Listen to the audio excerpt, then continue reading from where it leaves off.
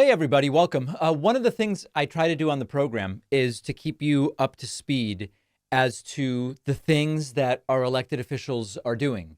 And with the Biden administration, it's quite a lengthy list of things that have been done over the last 3+ years. And we have something else to add that is not only a really great thing on its merits, not only are the facts of it very good and important, going to help a lot of veterans, but it's also a contrast to what the alternative candidate has been doing, which is going from courtroom to rally to courtroom to Mar-a-Lago, complaining and saying he's the most unfairly treated person in the world. Meanwhile, President Joe Biden is getting things done. Over 100 million claims. I'm sorry, 100 million. Over 1 million. Listen, compared to 100 million, now it doesn't sound so good. But 1 million veterans' claims related to toxic exposure in part of their duties for the military have been granted under a Biden-era law. This is a really big deal, and it's also a near and dear issue to President Joe Biden. President Biden has said he believes that his late son, Beau Biden's brain cancer, which ultimately took his life, may have been linked to these toxic exposures to burn pits during his military service. So this is another great thing that took place. The Associated Press reports that President Biden, in raw numbers, has now announced more than 1 million claims have been granted to veterans since Biden signed the PACT Act in August of 2022.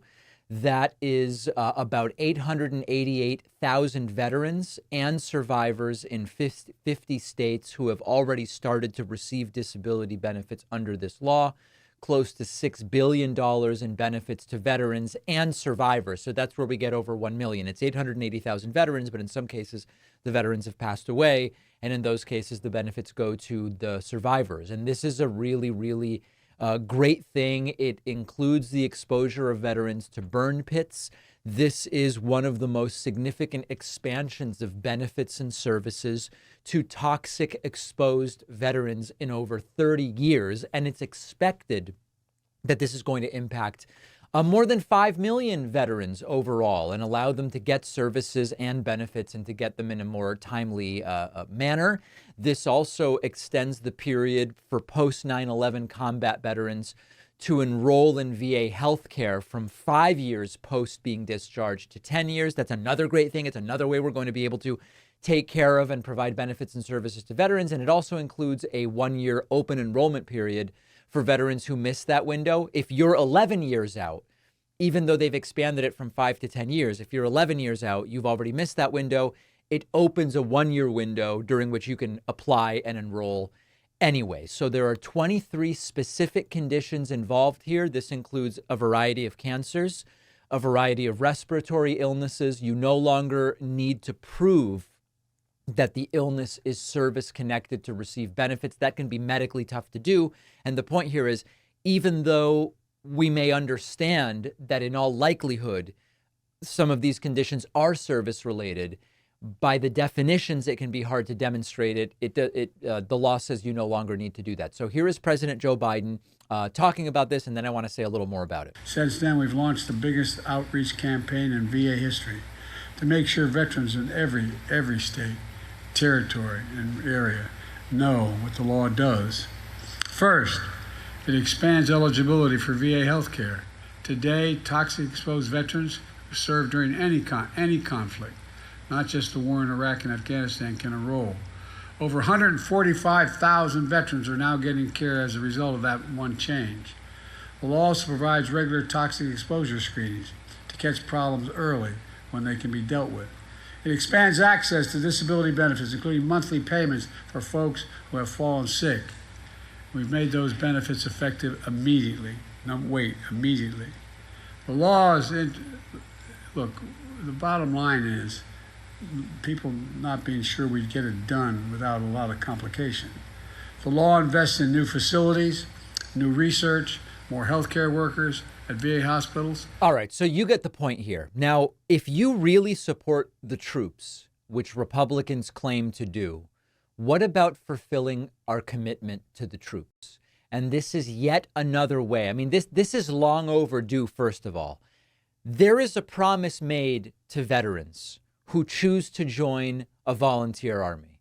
Now, I am not a war hawk who loves sending the military all over the world to do all sorts of different things. That's my view is we should be extraordinarily judicious with saying, hey, we're going to send you into harm's way. We're going to expand our military footprint.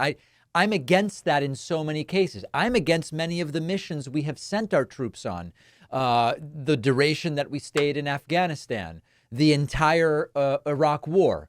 But that's not what this is about. This is about we have a volunteer military that makes it so that I didn't have to go and be conscripted, which I would not have wanted to do. I wanted to do what I did, not go and join the military.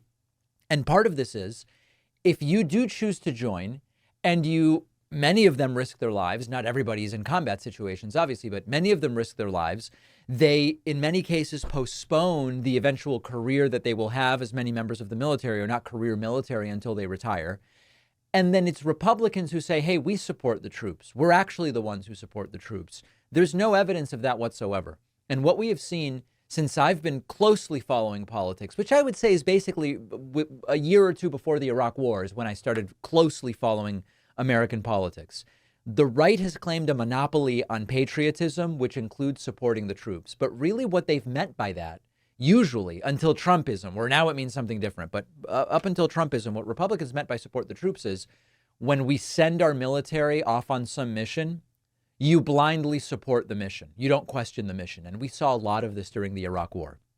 To me, what it means to support the troops is we hold in such high esteem the commitment and sacrifice that they're making, that we make damn sure that when we put troops in harm's way, that it actually makes sense. That's not the way Republicans have operated. And then when they come back, we take care of them. And we work to prevent them from getting service-related illnesses and conditions. There have been so many failures on those fronts. So the systemic neglect that veterans have faced for decades, we're not going to deal with it overnight. This is one of those issues that Joe Biden genuinely seems to care about, and he's doing something about it, and that's a really great thing. It is time to start thinking like voters and to make sure that kids understand the importance of voting, how it works, registering, ballot initiatives, because so many kids just have no idea. That's why I wrote the new children's book, Think Like a Voter. I can think of no better time and no more important group of folks to try to reach. The book is now available at davidpakman.com/book, where, by the way, you can get the first 2 books in the series as well. Think Like a Detective and Think Like a Scientist. Really important stuff. Donate them to local libraries, classrooms, read them with the kids. davidpakman.com/book.